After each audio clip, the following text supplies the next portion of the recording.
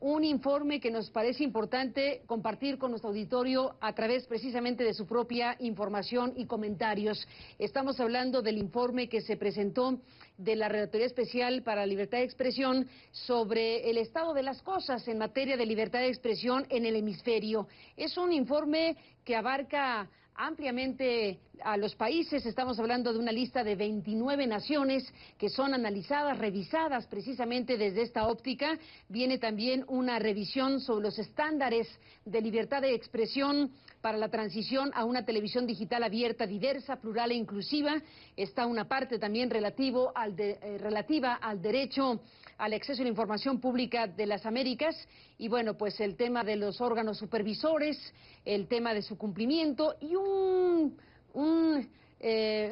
elemento fundamental para un tema con estas características que son las conclusiones y sobre todo las recomendaciones que hace el relator especial en esta materia. Gracias pues a Edison Lanza, que está en nuestro estudio de CNN en la capital de los Estados Unidos. Gracias, Edison, bienvenido, buenas noches, estamos al aire.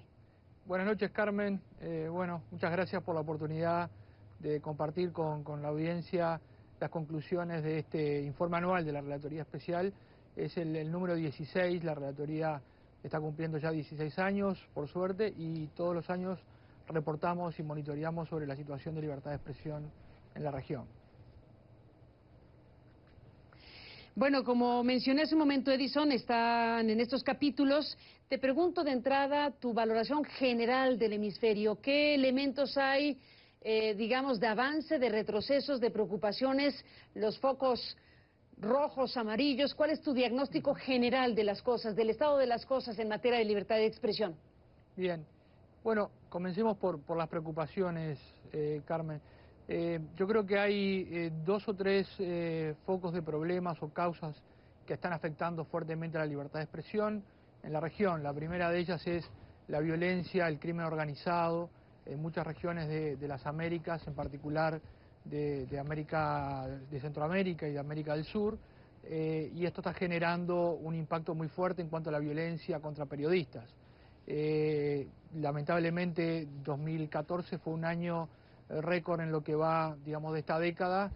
un año mortífero para los comunicadores y los periodistas. Registramos 25 asesinatos vinculados a personas que estaban ejerciendo la libertad de expresión y que fueron asesinados por informar a sus comunidades sobre lo que estaba sucediendo respecto al crimen organizado, a corrupción, respecto muchas veces a la colusión de poderes locales, gobiernos locales, muchas veces, y el crimen organizado, y esto le costó la vida a todos estos periodistas, ¿no? Realmente una cifra altísima respecto, si lo comparamos a los últimos 5 años.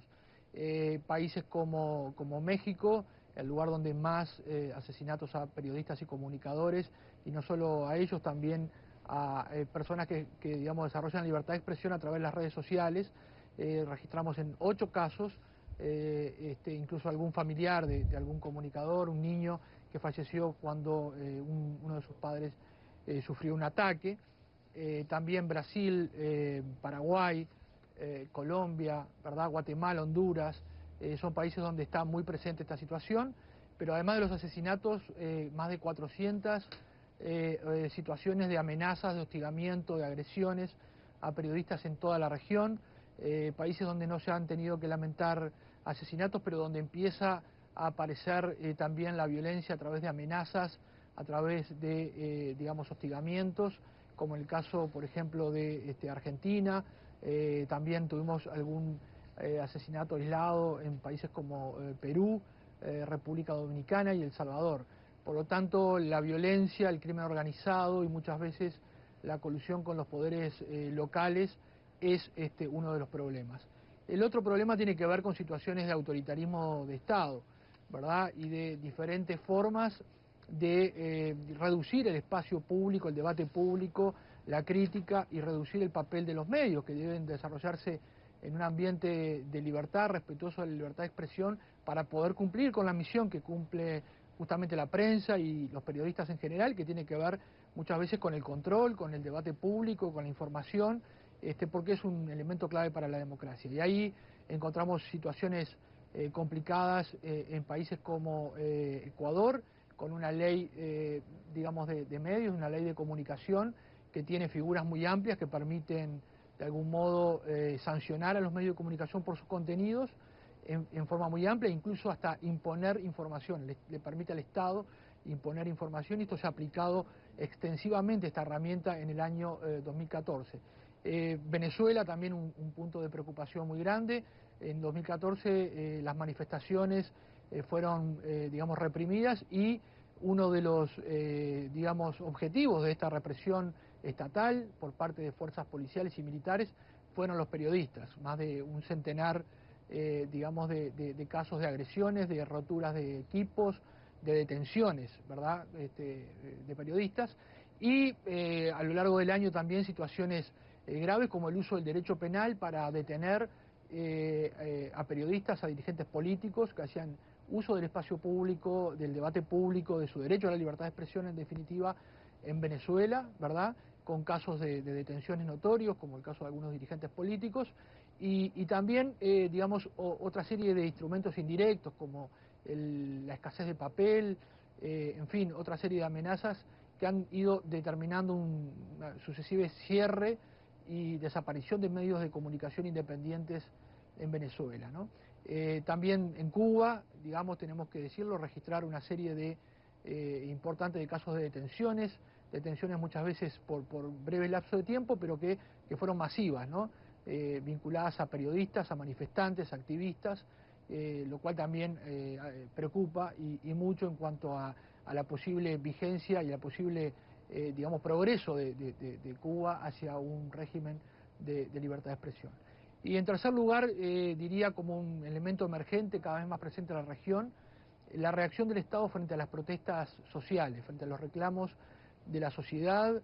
y esto está sucediendo en todo el hemisferio, esa respuesta desmedida muchas veces en cuanto a, digamos, el poder de fuego que utilizan los estados para reaccionar frente a la protesta, y también con detenciones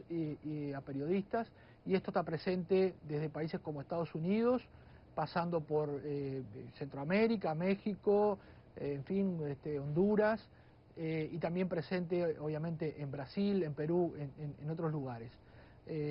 Así que esto sería como una primera pintura de las preocupaciones que tenemos a partir del informe del monitoreo de la Relatoría. Un primer acercamiento, Edison Lanza, precisamente sobre este hemisferio que tiene pues sus particularidades, pero que hay bastantes ejes de coincidencia y de preocupaciones precisamente que están expuestas en el informe, y ahora lo comentas tú mismo. En el tema del diseño de los sistemas mediáticos en la región, ¿qué observaciones o qué información podrías dar sobre el tema de la concentración de medios, de la propiedad y de las concesiones de medios de comunicación en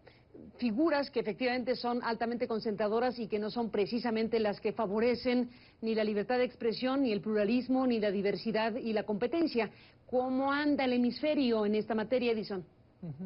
Bueno, yo creo que el informe también recoge esta situación, y como bien decías, nosotros tenemos la impresión de que es un tema no resuelto aún en la región, pese a que, bueno, estamos justamente en los albores de un cambio tecnológico muy profundo para los medios de comunicación, pero la región ha carecido históricamente de organismos reguladores independientes, autónomos, y independientes tanto del poder político como del poder económico, y eso ha determinado que a lo largo de estas últimas décadas se hayan, digamos, conformado grupos mediáticos muy concentrados en diversos países de la región, ¿no? Esto está presente en casi toda la región, yo diría, en cuanto a el sector privado comercial, ¿no? Esto, digamos, agravado por la inexistencia o la debilidad de los medios públicos, ¿verdad?, que en muchos países se han desarrollado tardíamente y no tienen la suficiente, digamos, tampoco autonomía de los gobiernos ni el poder económico, digamos, para hacer una voz diferente, y la exclusión del sector comunitario de los medios de comunicación en muchos países. Esto se ha querido corregir a través de nuevas regulaciones en muchos países. En Argentina, en Uruguay se aprobó recientemente una ley, en México incluso se aprobó una ley secundaria, una reforma de telecomunicaciones y se le dio autonomía, en verdad, al IFETEL, pero son procesos que están, digamos que yo diría, tardíos en cuanto al desarrollo mediático y que todavía no hemos alcanzado en nuestros países niveles de madurez suficiente para decir que tenemos sistemas de medios de comunicación diversos, plurales, con diversas líneas editoriales, con la posibilidad de tener amplitud de posibilidades para los periodistas de desarrollar su trabajo en forma independiente, lo cual notoriamente reduce el espacio público porque los medios de comunicación siguen siendo, pese al surgimiento de Internet y de los medios digitales, aún siguen siendo preponderantes, sobre todo en América Latina, para el debate político, el desarrollo del periodismo de investigación, etcétera. Por lo tanto, creo que ahí hay que seguir insistiendo. Y finalmente una nota también preocupante de que en algunos casos, como en el caso, por ejemplo, de Venezuela, sobre texto de combatir la concentración de medios, a veces se generan verdaderas concentraciones de medios estatales, donde están realmente al servicio del gobierno y no al servicio del público y de las audiencias. Por lo tanto, creo que el panorama en este sentido es complejo, todavía es una materia que tenemos que trabajar y que tenemos que, proponer estándares para combatir la concentración en los medios de comunicación de América Latina, y por lo tanto el informe anual está reflejando esto, ¿no? La falta muchas veces de diversidad y pluralismo en los sistemas mediáticos de la región.